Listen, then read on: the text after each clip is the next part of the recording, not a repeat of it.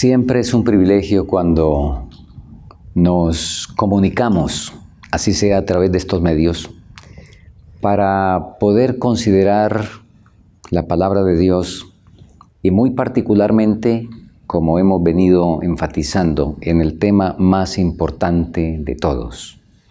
Así es de que nuevamente me es satisfactorio saludarles y desear que permitamos al Señor que nos hable también en esta oportunidad.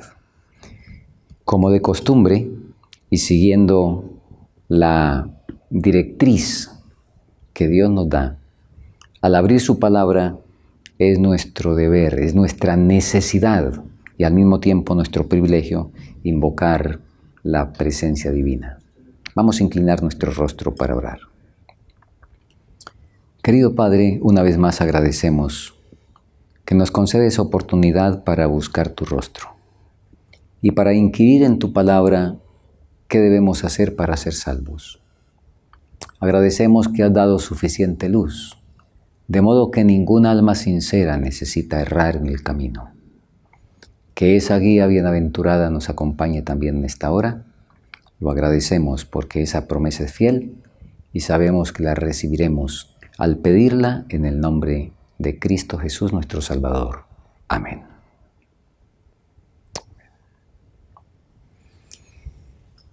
Vamos a hacer un recuento de lo que hasta aquí hemos comentado. Y vamos al gráfico que nos ha ocupado en nuestro estudio. En la sesión anterior destacamos que el nuevo nacimiento es el mínimo requerido para la salvación. ¿Recuerdan, verdad? Ahora, dentro de ese marco estuvimos haciendo la diferencia entre el hacer humano y el hacer divino, aunque enfatizando en una sesión anterior también que se necesitan ambas operaciones. En el hacer humano podemos nosotros desarrollar algunas victorias, alcanzar algunas victorias sobre hábitos y prácticas inconvenientes, por ejemplo, sobre el alcohol, el tabaco, podemos cambiar de dieta, además podemos determinar que vamos a asistir fielmente a los cultos, entonces traer las ofrendas, asimismo aún predicar, y todas estas cosas, si no han pasado por este punto que vamos a ver enseguida, son simplemente modificaciones o mejoras. Necesitamos ser justificados para que a través de esa justificación, entonces se efectúe una transformación. Y esa transformación que nos coloca en una nueva vida, parte del nuevo nacimiento, sin el cual, como recordaremos, Jesús le dijo a Nicodemo, nadie puede ver el reino de Dios.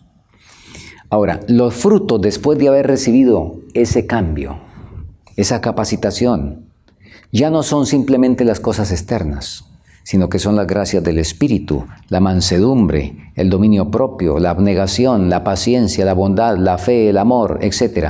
Los frutos del Espíritu. Muy bien. Veamos un poco más para que nuestro repaso sea más efectivo. ¿Cómo? Y recuerden que en el tema número 2 hablamos de una actividad mancomunada, o sea, una actividad conjunta, la salvación, un evento conjunto entre lo que Dios hace y lo que yo también debo hacer. Nosotros encontramos que tenemos que hacer algo y en este gráfico vamos a colocar por debajo lo que es el hacer humano y por encima lo que es la operación divina y la manera como se corresponden.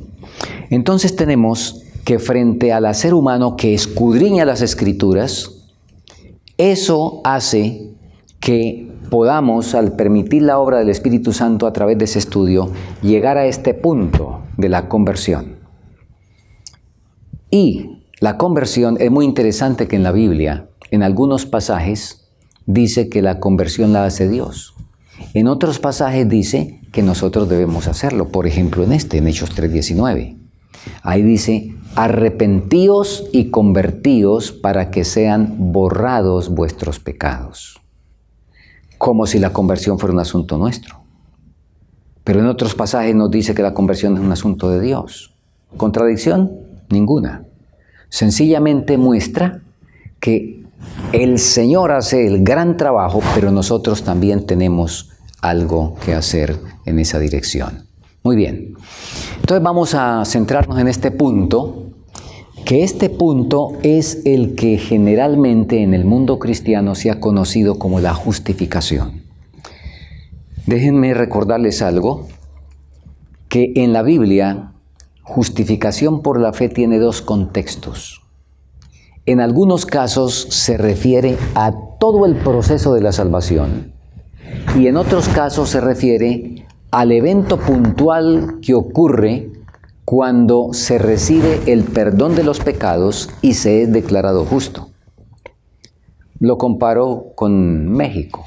Cuando decimos México, en algunos casos nos estamos refiriendo a todo el país, en otros casos a la capital. Permítame con esa ilustración decir que la capital del plan de salvación ocurrió en la cruz. Ahí se recibe la justificación por la fe. Pero ese no es el único punto. Hay todo un país. Muy bien. En nuestro estudio hoy vamos a centrarnos en la capital, no en el país. Y la capital es esta. Vamos a ver lo que ocurre. La justificación. De hecho, ¿qué es justificación? ¿Qué es justificar? Es ajustar, es declarar justo. Es ese hecho de que la persona pecadora, al ir al Señor, encuentra absolución completa de sus culpas cuando Él le dice tus pecados te son perdonados. Pero miremos un poco más. Ya mencionamos que se nos dice en Hechos 3:19, arrepentíos y convertíos. Pero esa conversión no es algo singular, es algo plural. Esa conversión implica un arrepentimiento. Hechos 2:38 nos dice, arrepentíos y bautícese cada uno de vosotros para perdón de los pecados. Así es que hay que arrepentirse y de hecho el bautismo es muy interesante. Primero hay que arrepentirse, después bautizarse. Se bautizan muchos que no se arrepienten realmente y no debería ser así. Entonces, junto con el arrepentimiento o cuando la persona realmente se arrepiente, que es lo que va de aquí abajo hacia arriba, de arriba viene algo hacia abajo y arriba, cuando esto ocurre, inmediatamente arriba se declara justo. Frente al arrepentimiento verdadero, el Señor dice, tus pecados te son perdonados. Hay algo más. Junto con el arrepentimiento, si fue genuino, y acabo de decir que esto no es algo singular, como ya vemos aquí, si fue genuino, va acompañado de la entrega de la voluntad. El Señor ha dicho en Proverbios 23:26, dame, hijo mío, tu corazón. Dame tu corazón. Entrega de la voluntad. Saulo de Tarso lo entendió y manos arriba se rindió y dijo, Señor, ¿qué quieres que haga? Eso es entregar la voluntad. Entonces, cuando se entrega la voluntad, el cielo responde en este mismo punto, haciendo justo. Aquí es donde falla lamentablemente la teología protestante. Porque la teología protestante dice que la justificación simplemente es declarar justo, que no tiene nada que ver con hacer justo. Resulta que cuando se declara justo, junto con eso, un siamés que no se puede separar, el Señor da el nuevo corazón que vimos aquí en la figura antes, la criatura ilustrativa. El Señor da el nuevo corazón. ¿Por qué? David lo entendió. Bueno, en Ezequiel 33, 25 y 26 está la promesa donde el Señor dice, os daré un corazón nuevo y pondré espíritu nuevo dentro de vosotros. Ahora, David cuando pecó, y espero que los oyentes todos recuerden la historia de David, cuando él se arrepintió en el Salmo 51, dijo, ten piedad de mí, oh Dios, conforme a tus piedades, conforme a la multitud de tus misericordias, cubre mis rebeliones. Lávame de mi pecado. Pero, además nos dice, crea en mí, versículo 10, crea en mí un corazón limpio. David entendió que si simplemente era declarado justo, pero no era hecho justo, que no se le daba un nuevo corazón, si eso no ocurría, entonces David sería, y permítame una ilustración vigorosa, David sería un cerdo que fue lavado, que fue enjabonado, que fue bien desinfectado de las cosas externas, pero por su naturaleza volvería a revolcarse en el cieno. Y David entendió eso, y por eso le dijo al Señor, Señor, por favor, no me declare justo solamente. Cuánto te agradezco de que tú me perdones y me declares justo, pero por favor, Señor, crea en mí un Dios, un corazón limpio. Hazme justo para poder andar en tus caminos. Entonces, eso es lo que ocurre aquí. Y esa es la realidad de la justificación por la fe. Ahora, cuando se recibe el nuevo corazón, entonces tal como nos lo dijo Ezequiel, recibimos la capacitación para la nueva vida en Cristo. Muy bien. Hoy vamos entonces a centrarnos, repito, en la capital. ¿Y por qué? ¿Por qué el pastor Campos repite tanto eso? ¿Y por qué habla tanto de la entrega del yo? Sencillo, sencillo. Leamos juntos lo que nos dice la inspiración del deseo de toda la gente, es página 481. La entrega del yo es la sustancia de las enseñanzas de Cristo. Si no hay entrega del yo, no hay salvación, no hay vida cristiana. Por eso esa fue la sustancia de las enseñanzas de Cristo. ¿Eso qué quiere decir? Bueno, la sustancia es más adentro de eso, más importante que eso no hay. No hay. Muy bien. Así es de que vamos a mirar algunos aspectos más en relación con eso. ¿Cuál es la razón? ¿Cuáles son las razones, digamos mejor, por las cuales este es un asunto perentorio? Hay varias y vamos aquí a verlas enumeradas en la pantalla.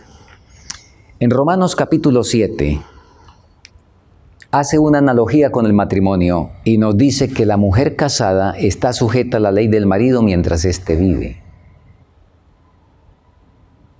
La Biblia nos habla del viejo hombre y del nuevo hombre y nos habla de un amo en la carne y ahora un amo en el espíritu.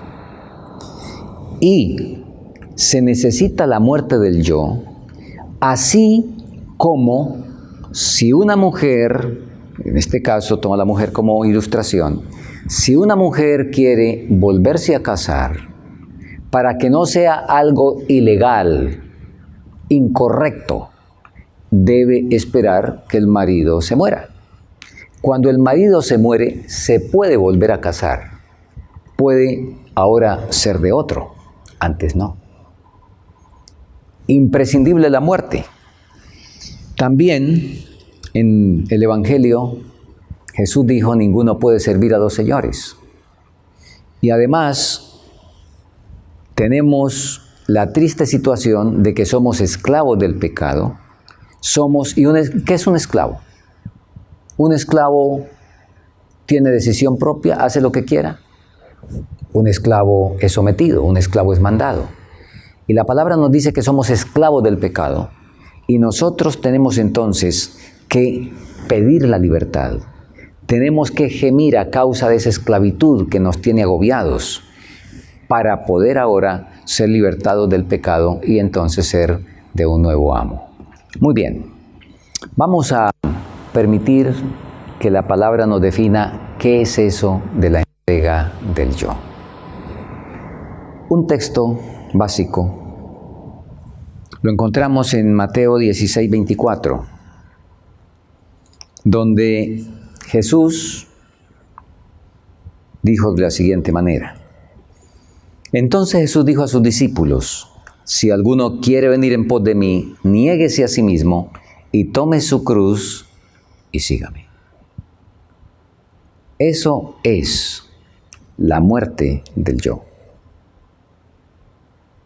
Niéguese a sí mismo. Ahora, en una aclaración más explícita, nos dice la inspiración, Dios requiere de usted una completa entrega de su voluntad, sus planes y propósitos. Una entrega ¿cómo? Incondicional.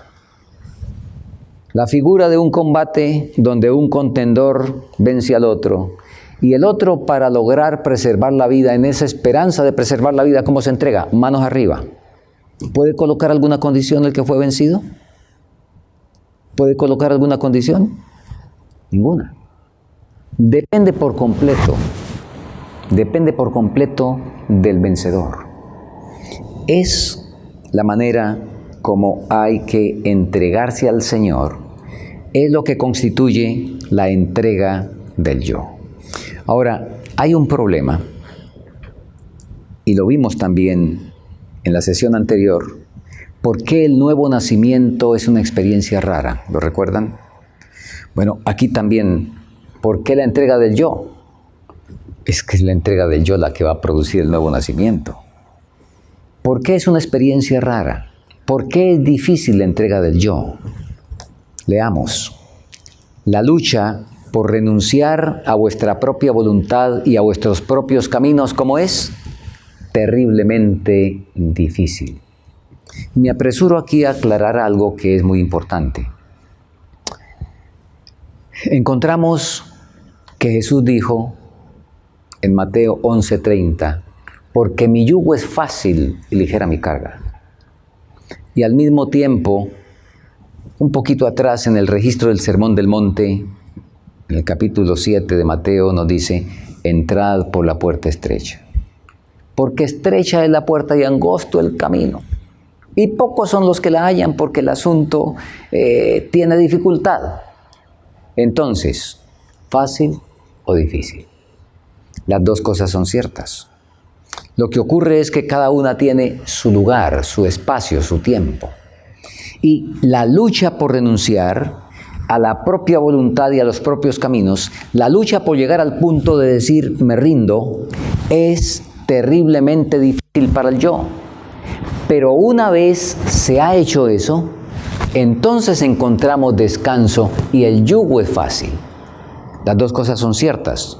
Insisto, tienen su lugar, tienen su espacio, cada una de ellas. Ahora, vamos a analizar algo que preocupa a muchos y con razón. Cuando usted se entregó, la entrega del yo, ¿qué clase de muerte ocurre? Porque es muy interesante ver esto. ¿Cuál es la muerte que ocurre en la entrega del yo? Usted entregó la voluntad, como estamos estudiando. Entonces, ¿qué ocurre con la voluntad? Además, ¿qué ocurre con la naturaleza pecaminosa? La cual, como ya vimos, es ese tiraje, es esa, ¿qué diríamos? Es esa respuesta de imán que tiene frente a la tentación. ¿Qué ocurre con esas cosas? ¿Qué ocurre? Bien, hablemos primero de la voluntad. Como usted entregó la voluntad y le dijo, Señor, ¿qué quieres que haga? Dicte, se quedó sin voluntad. Eso es sin capacidad ni posibilidad de decisión. No puede decidir nada ahora, todo tiene que decidirlo el Señor. Inclusive en las cosas rutinarias y comunes de la vida, como colocarse la ropa, saber cuáles zapatos, determinar qué es lo que va a comer. ¿Tiene a cada paso, en cada detalle, todos los días que preguntarle eso al Señor? Sería un autómata, ¿verdad? Ustedes entienden y ya perciben que no puede ser así. Ahora, en este otro punto, ¿qué pasa con la naturaleza pecaminosa? Si el yo murió, pregunto, ¿los muertos sienten? Si el yo murió y los muertos no sienten, entonces quiere decir que usted al entregar la voluntad, al entregar el yo, al morir el yo, ¿queda insensible a la tentación? Son preguntas que hay que resolver. Porque imagínense, si vuelve a ser sentado y vuelve a ser atraído, pues quiere decir que usted no está muerto. Porque los muertos no sienten. ¿Qué nos dice la palabra al respecto? Hay luz, hay orientación, completa orientación. Vamos a la Biblia y notemos cuidadosamente aquí los siguientes términos. Encontramos que Jesús, cuando fue consumado su sacrificio, primero fue azotado y fue entregado para ser crucificado. Ahora, Jesús en el Getsemaní, nos dice el relato inspirado, había tomado la decisión de morir, como fuera. Había aceptado el sacrificio. Romanos 6 nos dice algo muy interesante. Notemos con cuidado los términos. Nuestro viejo hombre fue crucificado para que el cuerpo del pecado sea destruido. La muerte en la vida cristiana es una muerte por crucifixión. A mí me gustaría que la muerte del yo, de mi problema, fuera de un disparo, fuera en el paredón. Pero no es así. Es una muerte por crucifixión. Y la crucifixión es el método de muerte más lento que hay. Interesante. Por eso es que Pablo nos dice en Romanos que el cuerpo fue crucificado, el cuerpo de pecado fue crucificado para que ese cuerpo de pecado sea destruido. No dice que con la crucifixión ya fue completamente destruido, sino que entró en un proceso de destrucción. Y en el versículo 12 del mismo capítulo nos dice, no reine pues el pecado en vuestro cuerpo mortal, de modo que le obedezcáis en sus concupiscencias. Dice, no reine. No dice, no exista, porque existe todavía. El asunto es que no debe reinar. ¿Quién es el que manda? ¿El que está sometido, el esclavo o el rey? Si el pecado no reina, ahora es esclavo. No reina, está allá. Cuidado, pero está vivo. Está vivo y hay que tener cuidado todavía. Seguimos. Muy bien. En esa muerte del yo, al entregar la voluntad, nótese aquí la confirmación de lo que ya acabamos de explicar.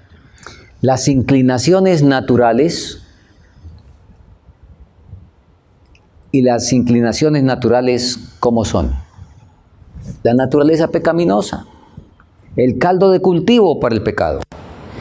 Esas inclinaciones naturales, al rendir el yo, no son extirpadas, sino son mitigadas y sometidas. Y ahora nuevos pensamientos, nuevos sentimientos, nuevos motivos son implantados. Y nuevamente aquí se nos aclara, los que quieran ser victoriosos deberán tomar en cuenta el costo de la salvación. Las fuertes pasiones humanas deben ser subyugadas. Entonces empieza un proceso de muerte lento, para que esas voluntades que son subyugadas vayan siendo cada vez más destruidas hasta que finalmente desaparecerán.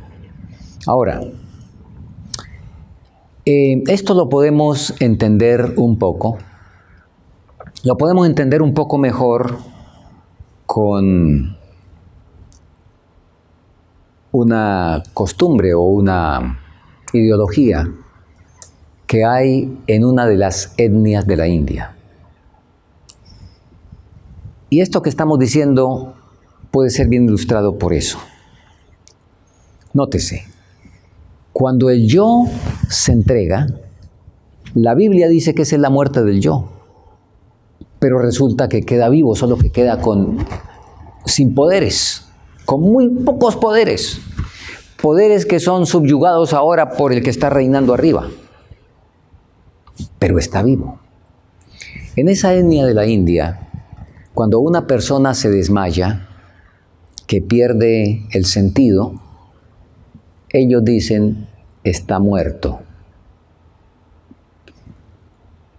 Pero cuando realmente muere, que cesan los signos vitales, hay la muerte cerebral, etc., ellos dicen, está muerto, bien muerto. Ahora, en algún momento, si tenemos aquí un muerto, o sea, alguien que se desmayó, y un muerto listo para ser sepultado, a esos dos, al muerto y al muerto bien muerto, a ambos, si usted le da un golpe en la mejilla, ninguno responde. Ninguno responde, ¿verdad? Si usted le lanza una ofensa al muerto o al muerto bien muerto, ninguno responde. Pero hay una diferencia intrínseca. El muerto, cuando pase su desmayo, entonces ya cuídese si usted le va a hacer así, porque ya puede responder, ¿verdad? Muy bien. La muerte que la Biblia dice, la entrega de la voluntad, el yo, la naturaleza pecaminosa, queda muerta. No queda muerta bien muerta. Queda muerta al ser crucificada. Pero ahora empieza un proceso de muerte lenta. Y por eso es que el apóstol Pablo, hablando de eso, él nos dice, cada día muero. Muy bien. Dentro de todo este proceso, nosotros encontramos con frecuencia, y posiblemente habramos tenido esa experiencia, muchos de nosotros, que estamos buscando y buscando, hemos vivido la vida cristiana, si somos adventistas del séptimo día, años asistiendo a los templos, en el sábado, etc., y no tenemos paz. Y sabemos realmente que todavía somos esclavos del pecado. ¿Qué ha ocurrido? Aquí nos dice lo siguiente, nos presenta la clave de por qué no se ha llegado a tener la victoria. Hay algunos que están siempre buscando la perla de gran precio, pero no renuncian completamente a sus malos hábitos. No mueren al yo.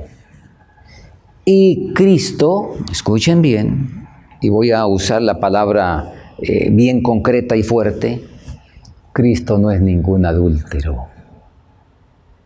Cristo no es ningún fornicario. Él no va a venir a vivir con una esposa que todavía tiene su primer marido vivo. Él no va a hacer eso. Entonces, hasta que no se muera yo, hasta que no se muera ese primer marido, no va a venir Cristo. Y por eso es que no se encuentra esa perla de gran precio, que se está siempre buscando y que no se encuentra la victoria. Cuando no ocurre eso, seguimos leyendo, sin una entrega completa no hay descanso ni gozo. Son casi cristianos y sin embargo no son completamente cristianos. Parecen estar cerca del reino de los cielos, pero no entran en él. Estar casi salvado, pero no estarlo plenamente, no significa estar casi perdido, sino completamente perdido. A ver, ilustremos esto. Usted va, por ejemplo, tiene que cruzar, digamos, el río Atrato.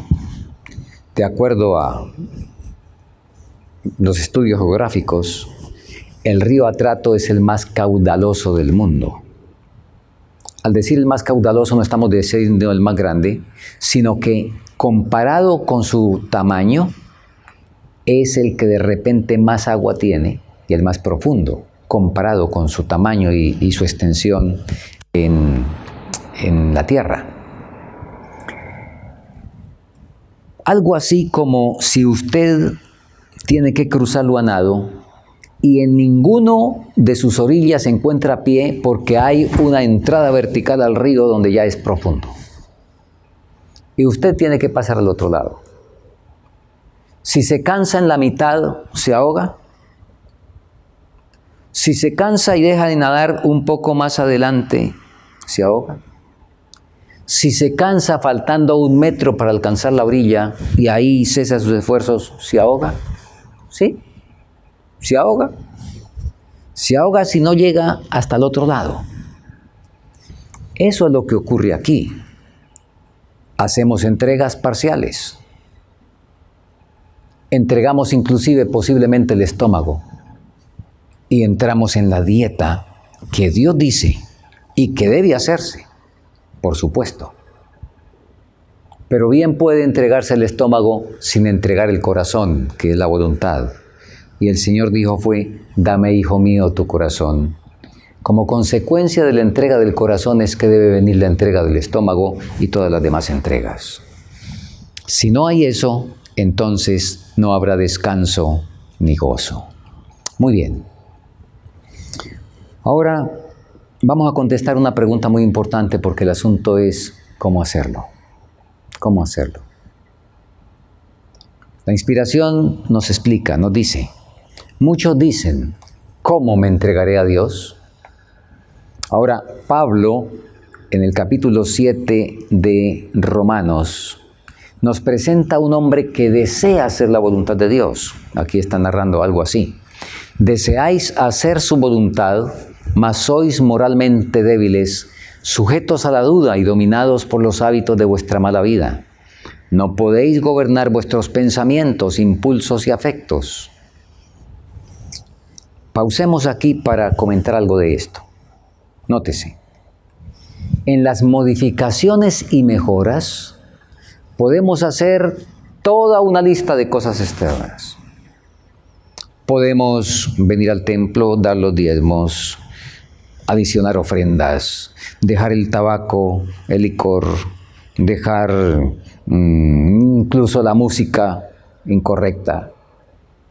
Podemos hacernos veganos, podemos salir al campo, pero si no ha habido la entrega, si no hemos sido justificados, si no hemos recibido el nuevo corazón, no podemos gobernar los pensamientos, impulsos y afectos. Esto es posible únicamente cuando se da el paso que estamos destacando en este estudio. Entonces, cuando eso ocurre, la promesa de Dios, la esperanza que Dios nos da es, no necesitamos desesperar. Lo que necesitamos comprender es la verdadera fuerza de la voluntad. Y ahora nos define qué es eso. Este es el poder que gobierna en la naturaleza del hombre. El poder de decidir o elegir. Todas las cosas dependen de la correcta acción de la voluntad. Nótese, esta es una cosita, ¿qué diríamos? Ilustrémoslo con un barco. Uno de esos grandes cruceros que tenemos hoy en día en el mundo. ¿Cuán grande es el timón? Bueno, tiene algún tamaño. Pero muy interesante que en un timoncito allá, el piloto con ese timón le da la dirección a 150,000 toneladas. Tremendo, la voluntad. Ahora, el timón no tiene el poder de avance. Ningún poder de avance tiene el timón. Él lo único que tiene es la capacidad de enrumbar. Y el avance corre por cuenta de los motores y las poderosas hélices del barco. El Señor ha dicho que en esto nosotros tenemos el timón, nosotros decidimos la dirección, Él se encarga, Él tiene la fuerza, Él es el motor y las poderosas hélices del barco.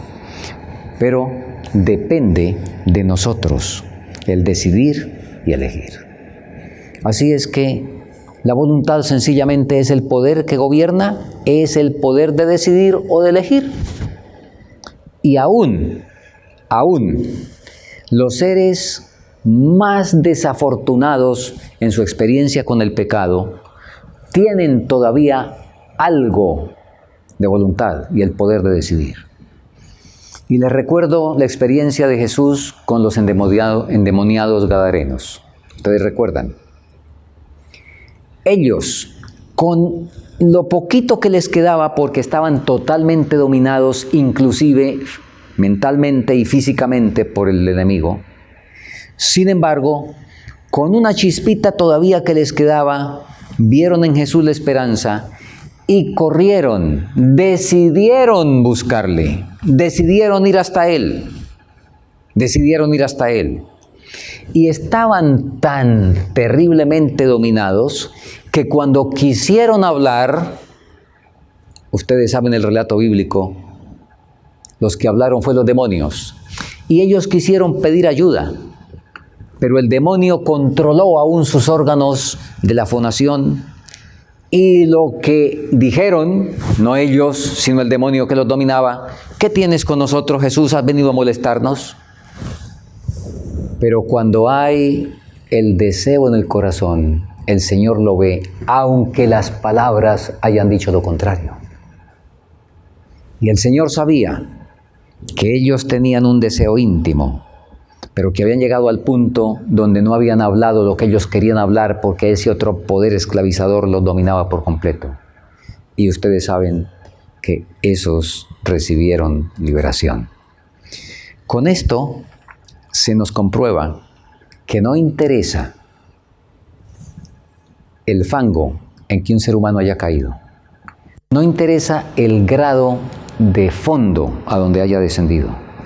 Todavía le queda una chispa de voluntad al drogadicto. Todavía le queda.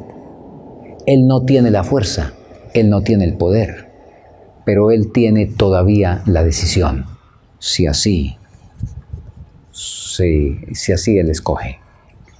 Muy bien. Terminemos nuestro estudio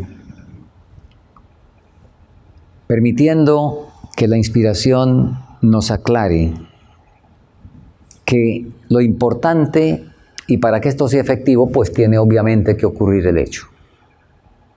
La inspiración nos dice, en el camino a Cristo, desear ser bondadosos y santos es rectísimo.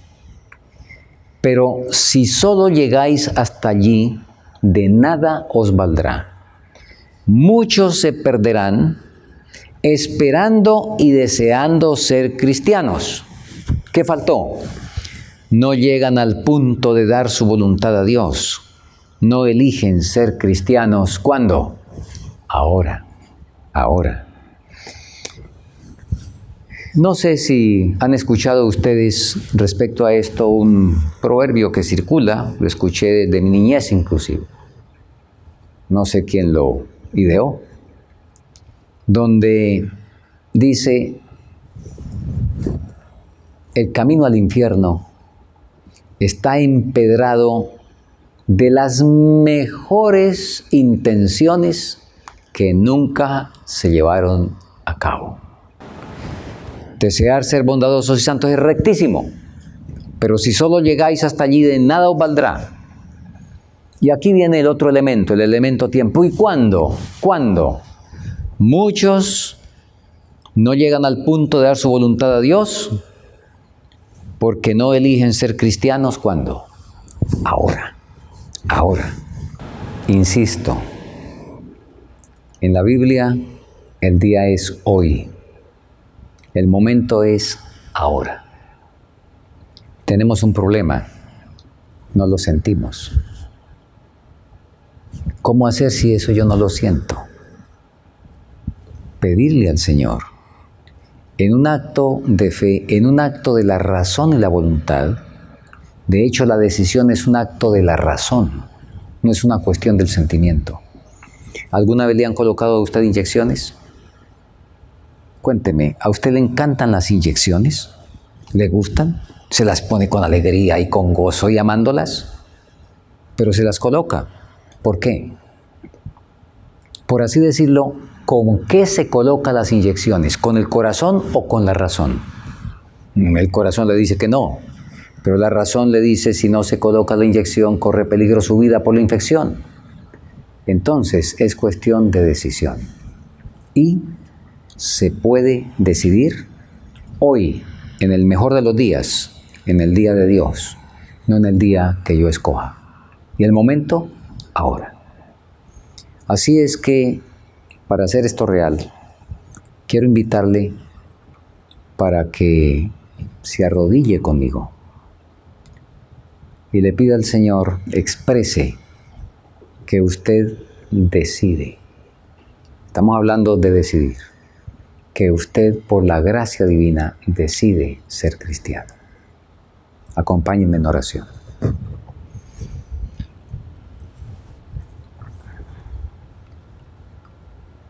Nuestro Dios y Padre,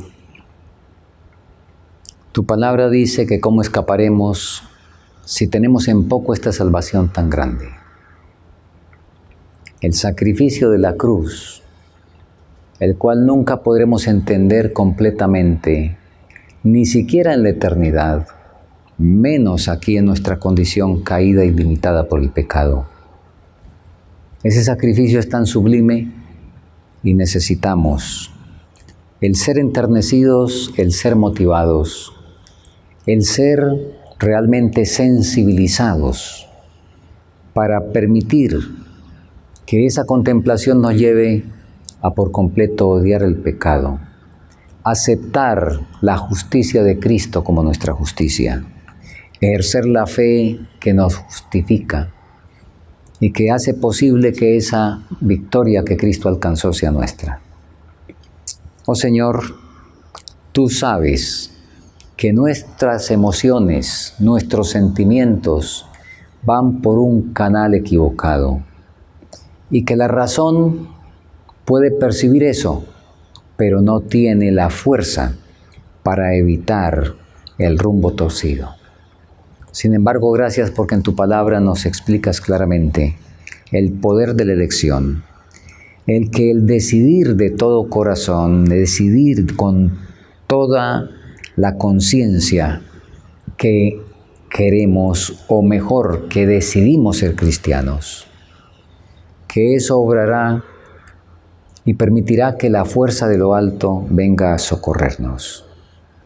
En esta hora, tú conoces quiénes están elevando esta petición y quiénes están tomando esta decisión. Asísteles con tu gracia y ayuda a todo aquel que está indeciso a saber que se expone si sigue en el terreno de la dilación, que tú nos has dado la facultad de la voluntad, el poder de elección, para que lo ejerzamos en todo momento y lugar oportunos. Gracias por el día de hoy, gracias por la oportunidad de la hora. Recibe nuestras vidas y según tu bondad, según tu misericordia, que tu Espíritu Santo nos mueva por completo al arrepentimiento al tomar esta decisión y podamos entonces seguir adelante en este proceso bienaventurado de la salvación. Lo agradecemos en Cristo Jesús nuestro Salvador. Amén.